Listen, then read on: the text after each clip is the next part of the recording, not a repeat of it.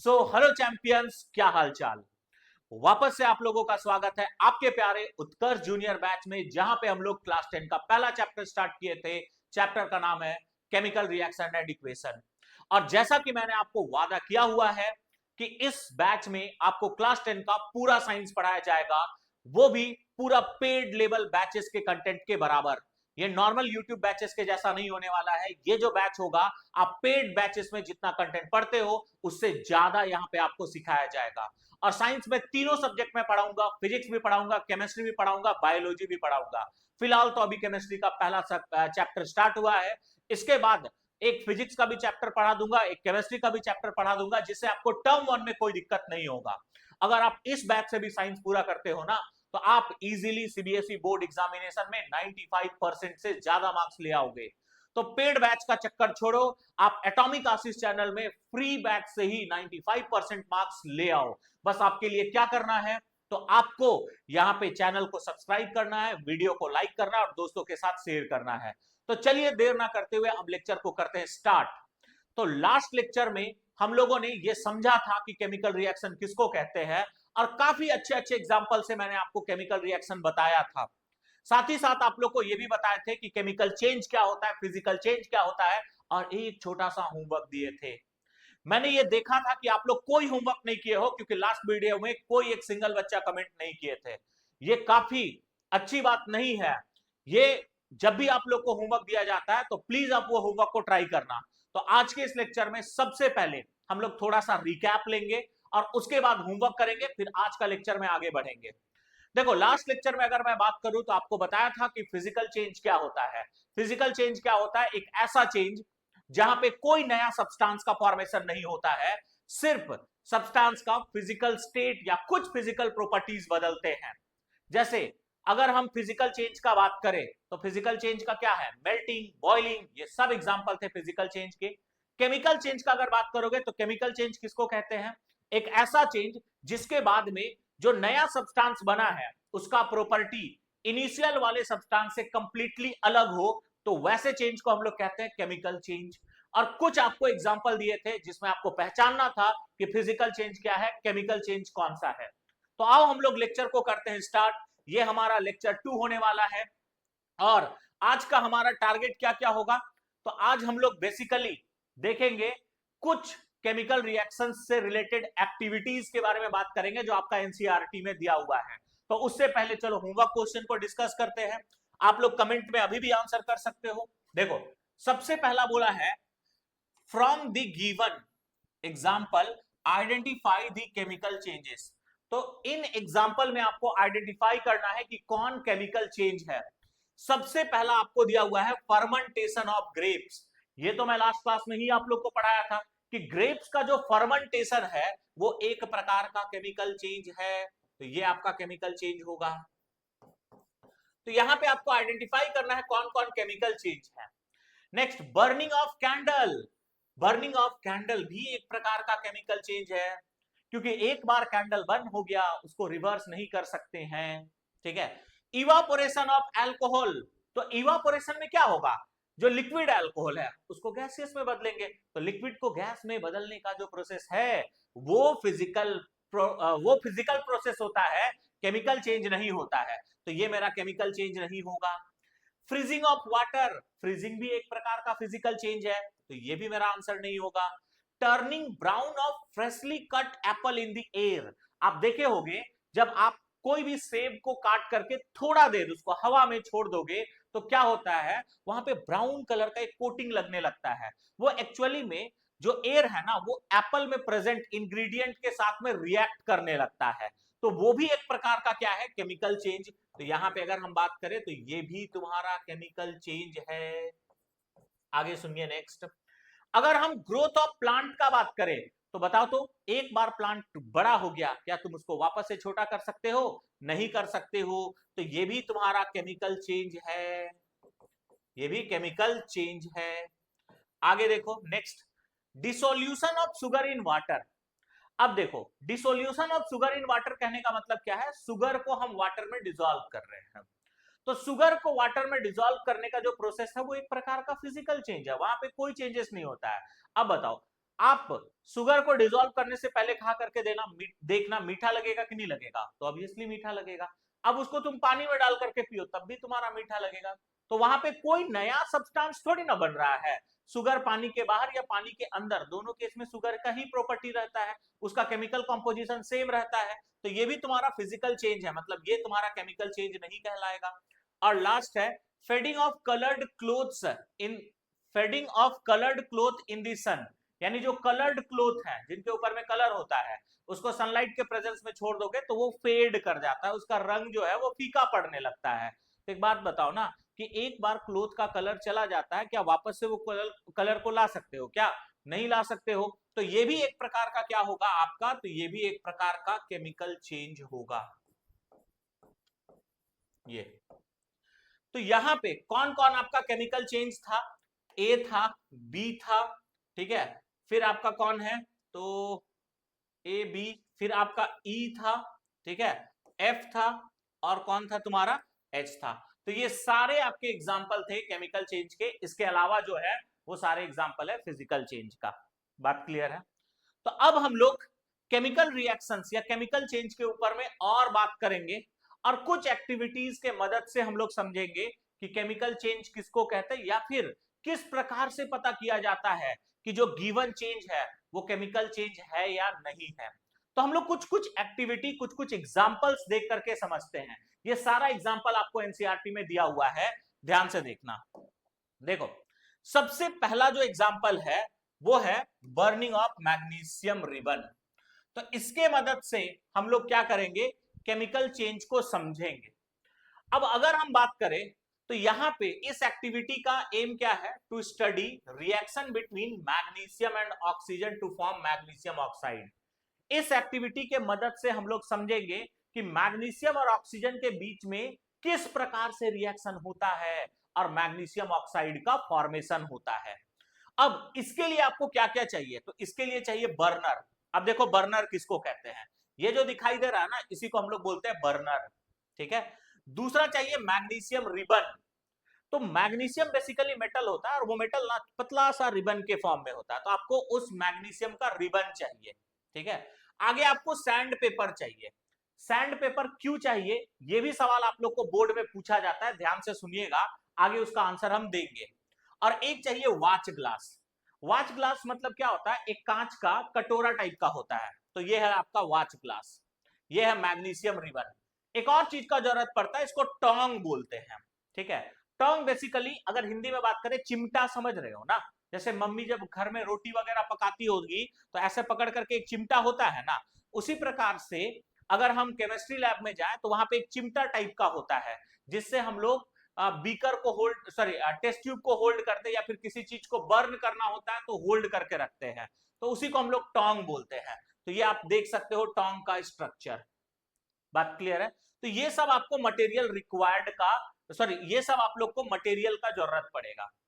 Next अगर बात करें ना बच्चा, मेथड क्या है, किस प्रकार से ये रिएक्शन को कराएंगे हम लोग, तो सबसे पहले आपको मैग्नीशियम रिबन को लेकर के सैंड पेपर से क्लीन करना पड़ता है। अब ये क्वेश्चन आपको स्कूल एग्जाम में पूछा जाएगा, आपका टीचर पूछेगा कि why magnesium ribbon is cleaned by sand paper before burning.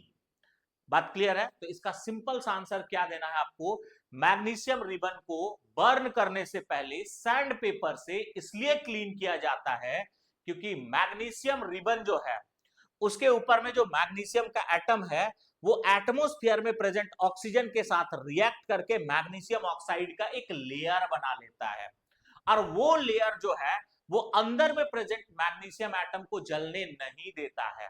तो उस लेयर को हटाने के लिए मैग्नीशियम रिबन को पहले सैंड पेपर से क्लीन करना पड़ता है। तो यही बात बोला है कि clean the magnesium ribbon about 2 centimetre long bye rubbing with sand paper. और क्यों किया जाता है, क्योंकि मैग्नीशियम जब हवा के कांटेक्ट में आता है तो वो ऑक्सीजन के साथ रिएक्ट करके अपने ऊपर में एक मैग्नीशियम ऑक्साइड का लेयर बना लेता है। उस लेयर को हमको साफ करने के लिए सैंड पेपर का जरूरत पड़ता है, ठीक है। आगे सुनो, नेक्स्ट क्या बोला है उसके बाद, hold it with pair of tong, यानी वो जो चिमटा है ना उससे आप उसको पकड़ोगे। बात क्लियर है?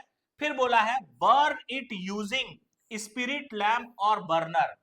स्पिरिट लैम्प का मतलब क्या होता है पता है? आप लोग तो नहीं देखे होंगे, पहले गांव में लाइट वगैरह नहीं होता था ना, तो वहां पे हम लोग यूज करते थे, दिया यूज करते थे। वहां पे एक बेसिकली कपड़ा का कुछ डाल दिया जाता था, मिट्टी का तेल होता था, उसी को हम लोग लैब के लैंग्वेज में स्पिरिट लैम्प कहते हैं। बात क्लियर है? उसको हमारे झारखंड में, मैं बेसिकली झारखंड से हूं, तो उसको डिबरी बोला जाता था हमारे साइड में। अब पता नहीं आपके साइड में क्या बोला जाता था। तो उसी को यहाँ पे स्पिरिट लैम्प बोलते हैं, या फिर आप बर्नर यूज कर सकते हो जहां पे गैस यूज होता है। आगे, and collect the S. S का मतलब क्या होता है? राख। अब पीछे का एक बच्चा कह रहा है सर एस का मतलब तो मस्ती मजाक सुने हैं, भाई वो वाला एस का बात नहीं हो रहा है, यहां पे एस का मतलब होता है राख। आगे, formed in the watch glass. बात क्लियर है? तो यहां पे आपको क्या करना है, जो भी बर्निंग के बाद में जो भी राख कलेक्ट होगा उसको वॉच ग्लास में आपको कलेक्ट करना है, स्टोर करना है। ठीक है? Burn the magnesium ribbon keeping as far as possible from. ठीक है? फ्रॉम क्या है? एक मिनट एक मिनट, ठीक है? तो यहां पे बोल रहा है कीपिंग, अच्छा ये यहां पे थोड़ा सा ये ऐसे हो गया, एक मिनट को दिखाते हैं, रुक जाओ रुक जाओ रुक जाओ। ये क्या क्या भाई, थोड़ा छोटा हो जाओ। हाँ, अब ठीक है। तो फ्रॉम योर आईज, ठीक है? तो यहां पे बेसिकली क्या है कि आपको मैग्नीशियम रिबन को बर्न करना है ना, तो उसको थोड़ा अपनी आंखों से दूर रख करके बर्न करना। इसका रीजन क्या है? जब मैग्नीशियम रिबन को बर्न करोगे तो एकदम वेल्डिंग होते हुए देखो ना, उस तरह से स्पार्किंग लाइट के साथ में वो जलता है। तो अगर सोचो स्पार्किंग लाइट के साथ में जलता है, तो हो सकता है कि वहां पे जो जल रहा होगा तो उसका छोटा छोटा आग का टुकड़ा तुम्हारे आंख में चला जाए, वो फिर दिक्कत कॉज कर सकता है। इसी वजह से बोला गया है कि उसको जब तुम जलाओगे ना, तो जितना दूर हो सके उसको अपने आंख से दूर रख करके जलाने का कोशिश करना। इनफैक्ट आप लैब में एक ग्लास यूज किया जाता है, सेफ्टी ग्लास, चश्मा जिसको बोलते हैं, तो वो भी यूज करके आप इसको जला सकते हो। तो ये तुम्हारा मेथड है। बात क्लियर है? कंक्लूजन में अगर तुम बात करोगे तो यहां पे ऑब्जर्वेशन आपको क्या दिखाई देगा?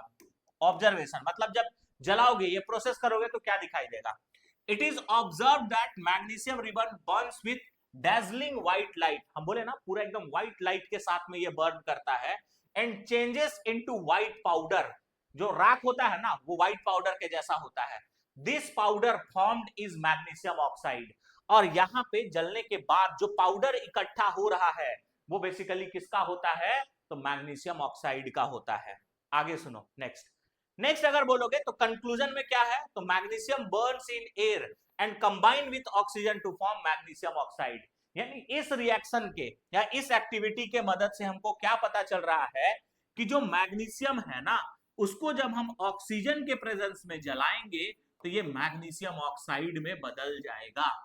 अब मैग्नीशियम का प्रॉपर्टी अलग होता है, ये प्योर सॉलिड होता है, ये गैस होता है, और ये ना पाउडर के फॉर्म में होता है।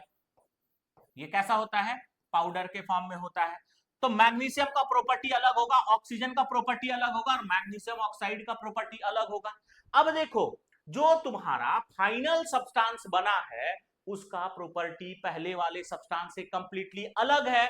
अब याद करो लास्ट वाला क्लास का बात, अगर किसी भी प्रोसेस में जो फाइनल सब्सटेंस बना है उसका प्रॉपर्टी पहले वाला सब्सटेंस से कंप्लीटली अलग हो, तो वैसे प्रोसेस को क्या कहते हैं? केमिकल प्रोसेस कहते हैं। यानी बर्निंग ऑफ मैग्नीशियम रिबन एक प्रकार का केमिकल प्रोसेस है। अब यहां पे आपको क्या क्या याद रखना है?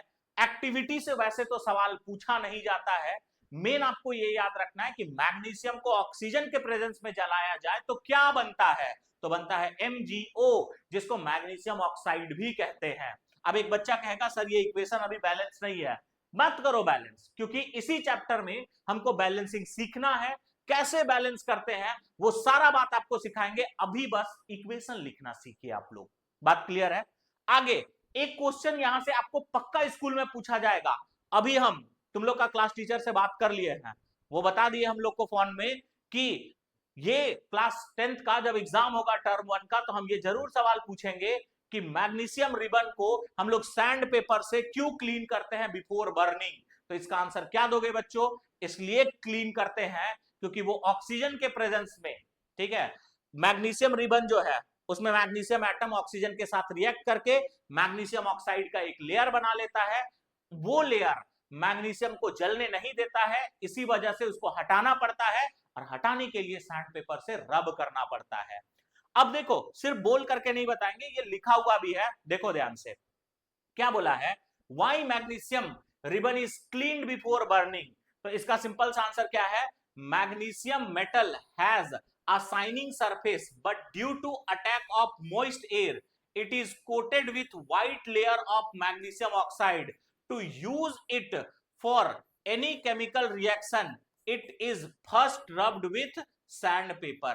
यानी जो तुम्हारा शाइनी सरफेस होता है मैग्नीशियम का, वो ऑक्सीजन के साथ में रिएक्ट करके मैग्नीशियम ऑक्साइड का एक लेयर बना लेता है, और केमिकल रिएक्शन में यूज करने के लिए उस मैग्नीशियम ऑक्साइड को हटाना पड़ता है, इसी वजह से उसको सैंड पेपर से रब किया जाता है। बात क्लियर है ना? उम्मीद है आप लोगों को जो बात बताए हैं बर्निंग ऑफ मैग्नीशियम रिबन के ऊपर में, वो सारा अच्छे से समझ में आ गया होगा। आया है अगर समझ तो अभी कमेंट करके बताइएगा कि यस सर एक्टिविटी 1 पूरा अच्छे से क्लियर हो गया है। बात क्लियर है?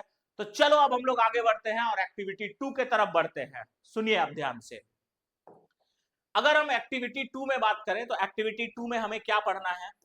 एक्टिविटी 2 में पढ़ना है to study reaction between zinc and sulphuric acid या फिर हाइड्रोक्लोरिक एसिड। तो हम लोग जिंक का रिएक्शन या तो सल्फ्यूरिक एसिड के साथ में देखेंगे कि क्या होता है, ठीक है, या फिर हाइड्रोक्लोरिक एसिड के साथ करा करके देखेंगे कि क्या होता है।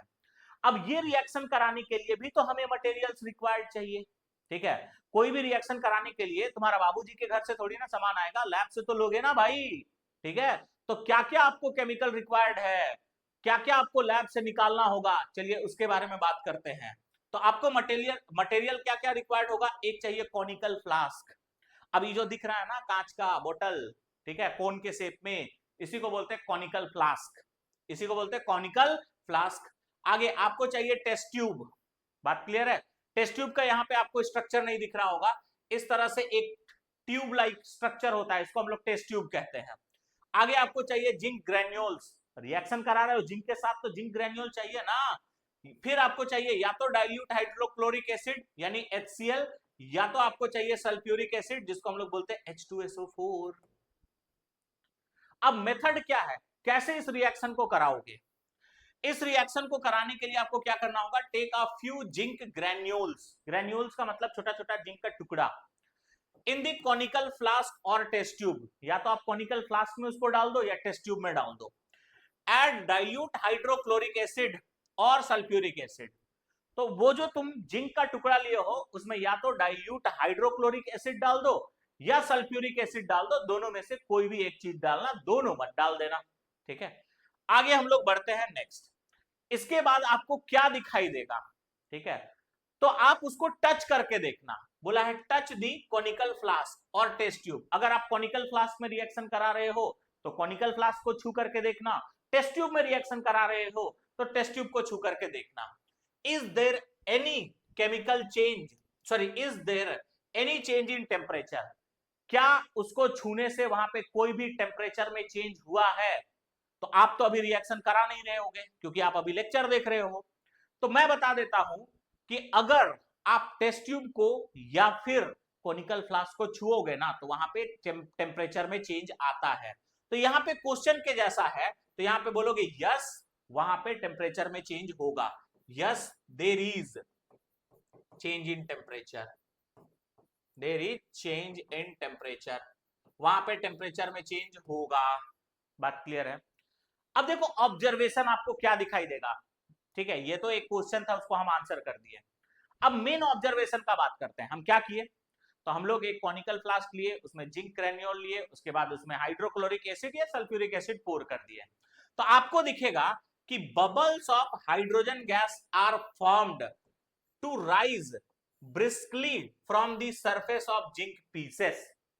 तो जैसे तुम वहां पे हाइड्रोक्लोरिक एसिड या सल्फ्यूरिक एसिड को डालोगे जिंक ग्रेन्यूल्स में तो वहां पे एक गैस बनेगा, और वो गैस कौन होगा, तो हाइड्रोजन गैस होगा, और वो हाइड्रोजन गैस जो है वो बबल्स के फॉर्म में बाहर निकलेगा, ठीक है। उसी को वो बोला है ब्रिस्कली। और किसी को ब्रिस्कली का समझ नहीं आया ना, तो इसको ऐसे समझो, जब कोल्ड ड्रिंक का ढक्कन खोलते हो तो अचानक से देखते हो बबल के फॉर्म में गैस बाहर आता है, तो उसी को बोल रहे हैं ब्रिस्कली। उसी तरह से हाइड्रोजन गैस बाहर आएगा। The gas evolved can be tested by bringing a lighted candle. अब जो गैस निकल रहा है ना, उसको टेस्ट करने के लिए आप जो कैंडल, जलता हुआ कैंडल को लेकर के सामने लेकर के आना। तो कैसे पता चलेगा वो हाइड्रोजन गैस है?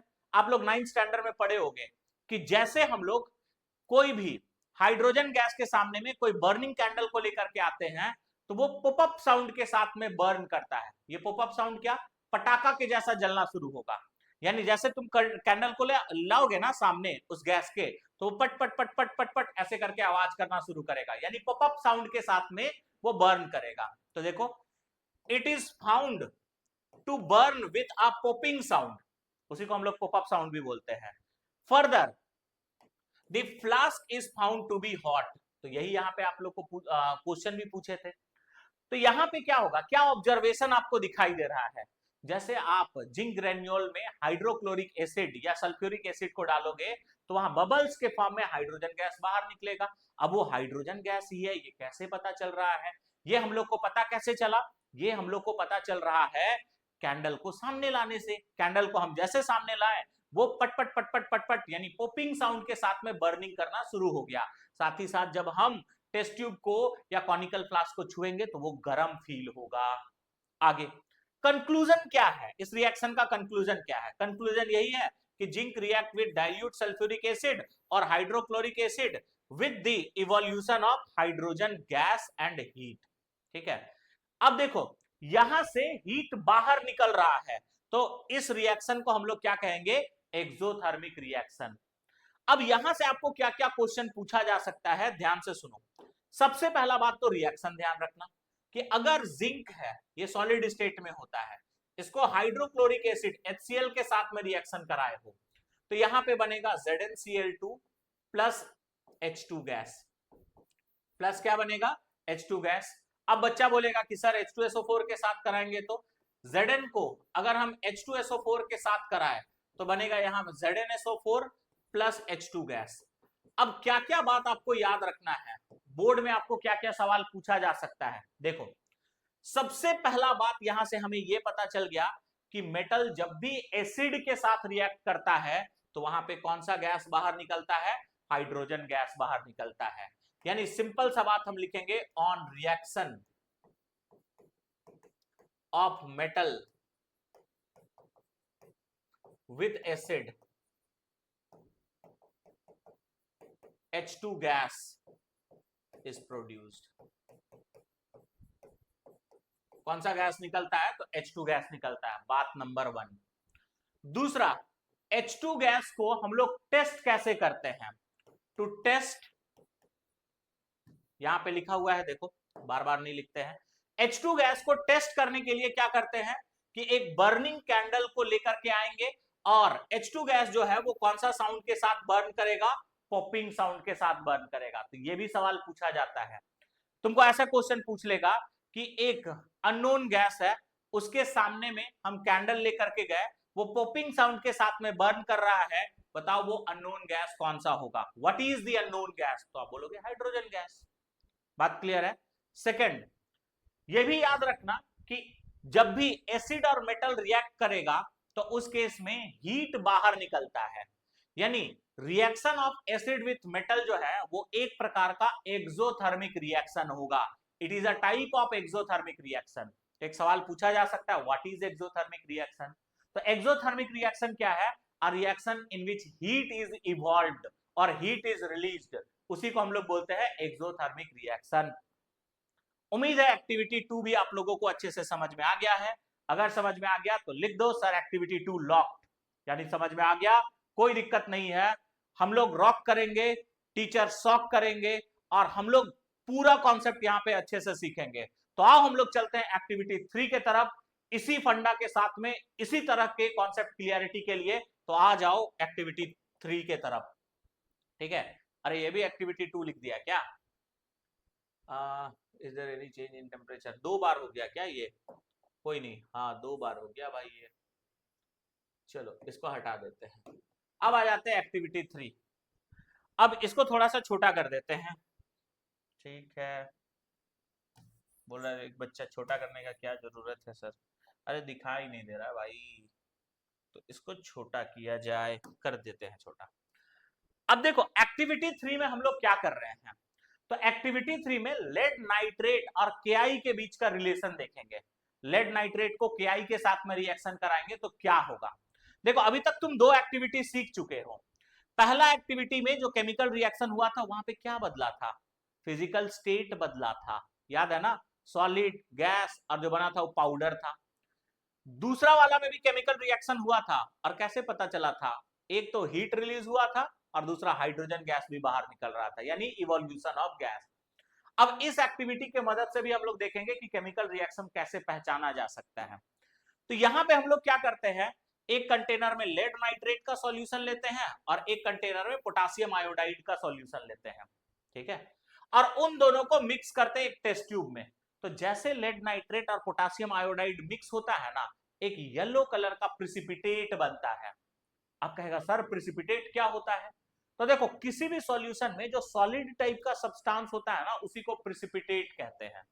जैसे एग्जांपल समझो, घर में कभी व्हाइट वॉशिंग हुआ है, जिसको चूना, जो कैल्शियम होता है ना, कैल्शियम कार्बोनेट, ठीक है, चूना जो बोलते हैं, उसको जैसे तुम पानी में डाल दोगे और उसके बाद कुछ देर छोड़ दोगे तो देखना नीचे में वो जो चूना है वो जम जाता है। बात क्लियर है, तो उसी को बोलते हैं प्रिसिपिटेट, यानी किसी भी सॉल्यूशन में सॉलिड टाइप का जो सब्सटेंस जमता है उसी को हम लोग बोलते हैं प्रिसिपिटेट। तो यहाँ पे जैसे दोनों को मिक्स करोगे इस तरह का येलो कलर का एक प्रिसिपिटेट बनता है, और ये प्रिसिपिटेट किसका होता है, तो लेड आयोडाइड का होता है। अब इस एक्टिविटी के लिए भी सारा प्रोसीजर समझो। एम क्या है, तो एम है to study reaction between lead nitrate, lead nitrate इसको बोलते हैं PbNO3 होल ट्वाइस, ठीक है, इसको बोला जाता है। नेक्स्ट अगर बात करोगे solution and potassium iodide, potassium iodide किसको बोलते हैं, KI। अब इसके लिए क्या क्या मटेरियल चाहिए, तो एक टेस्ट ट्यूब चाहिए, लेड नाइट्रेट चाहिए, पोटासियम आयोडाइड का सॉल्यूशन चाहिए। मेथड क्या होगा, तो बोला है take lead nitrate solution in a test tube, add potassium iodide in this. ये करने से आपको ऑब्जर्वेशन क्या दिखाई देगा, it is observe that yellow solid यानी प्रिसिपिटेट इज फॉर्म्ड। अगर हम कंक्लूजन का बात करें तो कंक्लूजन में क्या है, lead nitrate solution reacts with potassium iodide solution to form yellow precipitate of क्या, लेड आयोडाइड। कहने का मतलब क्या है, रिएक्शन पहले देखो। बेसिकली इस प्रोसेस में रिएक्शन क्या हो रहा है, जो आप लेड नाइट्रेट लिए हो PbNO3 होल ट्वाइस, ये KI के साथ रिएक्ट कर रहा है और ये क्या बना लेता है, तो लेड आयोडाइड यानी PbI2 बना लेता है, प्लस ये बना लेता है KNO3, और ये जो PbI2 है यही येलो कलर का होता है, येलो प्रिसिपिटेट। तो यहां पे क्या क्या सवाल पूछा जा सकता है, पहला क्वेश्चन ये पूछता है कि जब लेड नाइट्रेट और KI के साथ में रिएक्शन कराएं तो क्या का फॉर्मेशन होता है, तो एक येलो कलर का प्रिसिपिटेट का फॉर्मेशन होता है, पहला बात। और दूसरा, ये जो येलो कलर का प्रिसिपिटेट होता है उसका फॉर्मूला क्या है, तो येलो कलर का प्रिसिपिटेट का फॉर्मूला क्या है, PbI2। इसको हम लोग क्या पढ़ते हैं, तो इसको पढ़ते हैं लेड आयोडाइड। क्या पढ़ते हैं, लेड आयोडाइड। अब देखो इस रिएक्शन में केमिकल चेंज हुआ है, ये कैसे पता चला, और इसका कलर कैसा था, येलो था, यानी इस प्रोसेस में कलर चेंज हो रहा है, तो उससे हम लोग को पता चल रहा है कि केमिकल रिएक्शन हो रहा है। बात क्लियर है, तो ये तुम्हारा एक्टिविटी नंबर 3 था। अब हम लोग आगे बढ़ते हैं नेक्स्ट। अब इन सारा एक्टिविटी के मदद से हम लोग समझते हैं कि एक केमिकल चेंज का कैरेक्टरिस्टिक्स क्या क्या है। तो तुम कहोगे कि सर एक्टिविटी नंबर 1 से ये पता चल गया कि एक कैरेक्टरिस्टिक्स तो ये हो सकता है कि केमिकल चेंज में स्टेट बदल जाता है, फिजिकल स्टेट बदल जाता है, तो यही है चेंज इन स्टेट। अगर कहीं पे स्टेट चेंज हो रहा है, अब जरूरी नहीं है कि स्टेट चेंज हमेशा हमेशा केमिकल चेंज को रिप्रेजेंट करे, कहीं कहीं पे स्टेट चेंज फिजिकल चेंज को भी रिप्रेजेंट करता है, बट अभी हम इन जनरल कैरेक्टरिस्टिक्स का बात कर रहे हैं। तो पहला कैरेक्टरिस्टिक्स क्या है कि the physical state of the substance normally changes. जब भी केमिकल चेंज होता है तो normally physical state of substance change करता है। बहुत सारा एग्जांपल है, जैसे ये वाला तो है ही आपके पास में, मैग्नीशियम सॉलिड, ऑक्सीजन गैस, ठीक है, ये मिल करके बना लेता है MgO, जो कि तुम्हारा लगाने वाला पाउडर के जैसा होता है। अब एक बच्चा कह रहा है सर पाउडर लगा सकते हैं क्या? अरे मत लगाना भाई, फेस खराब हो जाएगा। और भी हो सकता है, जैसे एक होगा H2 गैस, एक होगा O2 गैस, ये मिलकर के क्या बनाता है? पानी ही पानी बनाता है। H2O ये कौन सा स्टेट में हो जाएगा? मान लो लिक्विड स्टेट में। तो यहां पे भी मान लो स्टेट चेंज हो रहा है। बात क्लियर है ना? H2O कौन से स्टेट में होता है? लिक्विड स्टेट में। तो ये भी स्टेट चेंज है। तो केमिकल जो रिएक्शन होता है उसका एक कैरेक्टरिस्टिक्स ये है कि केमिकल रिएक्शन में जनरली सब्सटेंस का स्टेट बदल जाता है, यानी जो फाइनल सब्सटेंस बन रहा है उसका स्टेट चेंज हो जाता है। अब हर बार चेंज नहीं होगा, या ये भी तुमसे पूछ सकता है कि क्या हर बार स्टेट चेंज होना क्या केमिकल चेंज को रिप्रेजेंट करता है? Is always change in state will represent a chemical change? तो आंसर होगा नो, क्योंकि हर स्टेट चेंज केमिकल चेंज को रिप्रेजेंट नहीं करता है। आगे बढ़ते हैं नेक्स्ट। सेकंड क्या है? सेकंड कैरेक्टरिस्टिक्स है चेंज इन कलर। बहुत सारा रिएक्शन में कलर चेंज भी आपको ऑब्जर्व होता है। तो कलर चेंज भी अगर कहीं पे दिख रहा है तो तुम एक पल के लिए मान सकते हो कि वहां पे केमिकल चेंज हुआ है। जैसे वो याद है PbI2 वाला जो रिएक्शन लिखे थे, Ki और लेड नाइट्रेट दोनों जो होता है वो कलरलेस होता है, दोनों को मिक्स कर दोगे तो येलो कलर का एक प्रिसिपिटेट बन जाता है। कलर चेंज मतलब रिएक्शन हुआ है। और भी बहुत सारा एग्जांपल है, सोचो। यहां पे फ्रूट का पकना, याद है ना? अभी आम का सीजन चल रहा है, कच्चा आम हरा कलर का होता है, पका आम थोड़ा सा उसका कलर चेंज हो जाता है, कोई कोई येलो दिखता है, कोई कोई तुम्हारा रेड टाइप का भी हो जाता है, कोई कोई ऑरेंज टाइप का दिखने लगता है। तो आप बताओ कच्चा आम और पका आम दोनों का प्रॉपर्टी अलग होता है कि नहीं होता है? वहां पे भी कलर चेंज हो रहा है कि नहीं हो रहा है? तो वो भी एक प्रकार का क्या है? केमिकल चेंज ही है। तो बेसिकली कलर चेंज भी कहीं कहीं पे होता है, और वो भी किसको रिप्रेजेंट करता है? तो केमिकल चेंज को ही रिप्रेजेंट करता है। ये सेकंड कैरेक्टरिस्टिक्स है। अगर हम थर्ड कैरेक्टरिस्टिक्स का बात करें तो इवोल्यूशन ऑफ गैस।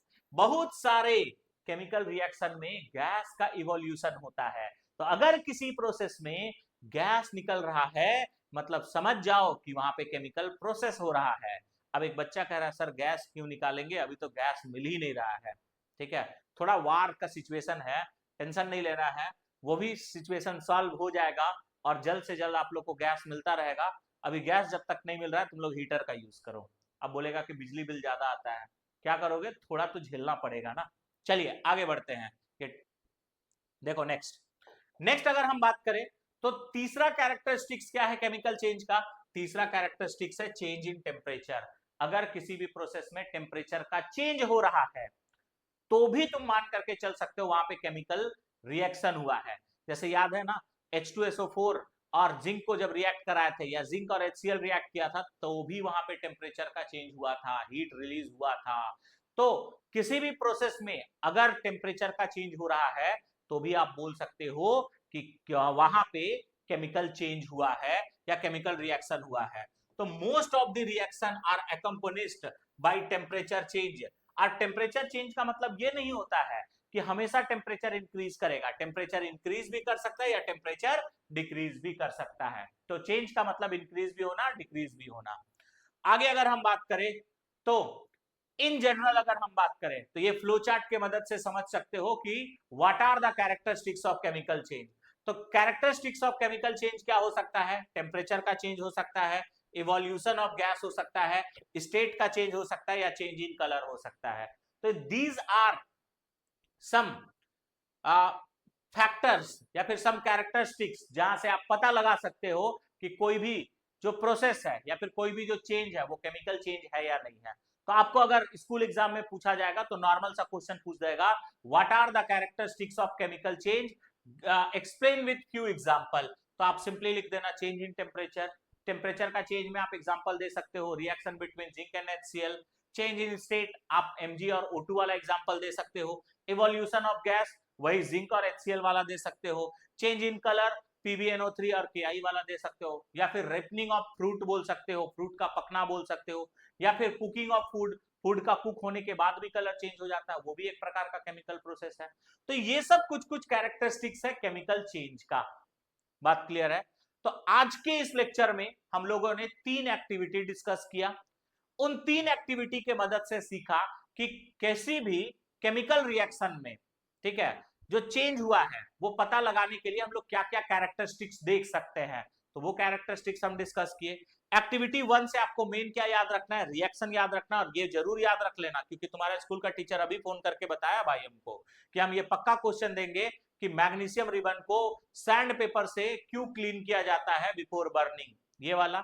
दूसरा में जिंक और HCl के बीच वाला रिएक्शन पढ़े, वहां पे तुमको क्या याद रखना है कि हाइड्रोजन गैस का टेस्ट के लिए कौन सा एक्सपेरिमेंट किया जाता है, तो बर्निंग कैंडल को लेकर के जाते हैं। एक्सोथर्मिक रिएक्शन क्या है, जिंक और HCl जब रिएक्ट करता है तो हीट रिलीज होता है कि हीट एब्जॉर्ब होता है, तो हीट रिलीज होता है, जिसके कारण जो तुम्हारा बीकर है या फिर कॉनिकल फ्लास्क है उसका टेम्परेचर इंक्रीज करता है कि डिक्रीज करता है, तो इंक्रीज करता है। नेक्स्ट आपको लेड नाइट्रेट और KI वाला में आपको याद रखना है कि वहां पे रिएक्शन हो रहा है, ये कैसे पता चलता है, तो कलर चेंज हो करके। कौन सा कलर चेंज होता है, येलो कलर होता है, और येलो कलर का क्या बनता है, PbI2 बनता है, लेड आयोडाइड बनता है, ये सारा बात याद रखना। इसके बाद आप ये भी याद रख लेना कि किसी भी केमिकल चेंज का कैरेक्टरिस्टिक्स क्या है, तो केमिकल चेंज का कैरेक्टरिस्टिक्स है change in temperature, change in state, evolution of gas, change in colour, ये सब आपका कुछ कुछ कैरेक्टरिस्टिक्स है केमिकल चेंज का। और साथ ही साथ एग्जांपल याद रख लेना, टेम्परेचर का चेंज का आप लोग को बताया ही है, ठीक है, चेंज इन स्टेट का बताया ही है, इवोल्यूशन ऑफ गैस का बताया ही है, चेंज इन कलर का बताया ही है, तो सारा कुछ आप लोग को ऑलरेडी बता दिया गया है।